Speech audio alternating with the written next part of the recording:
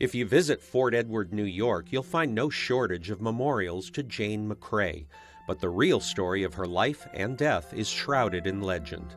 Growing up in New Jersey, Jane was very close to her neighbor David Jones. After her father died, Jane moved north to live with her brother near Fort Edward.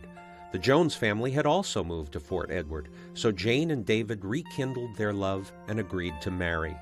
Then the revolution began. David became a lieutenant in the British Army, while Jane's brother John became a colonel in the Continental Army. The wedding at John's farm was called off, and the couple was separated.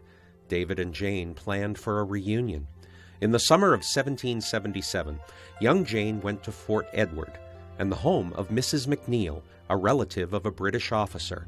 There, she awaited the opportunity to cross enemy lines and reunite with her love.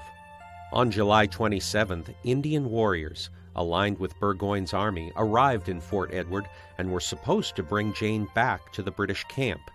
But Jane was killed before she ever saw David again. What happened?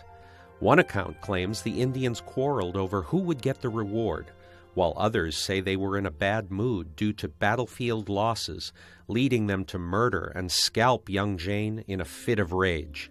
Still others theorize that Jane was actually shot by Patriot militia firing on her captors. At the time, stories of Jane's brutal death sparked fear of the Indians and outrage against the British who were unable to protect this young woman.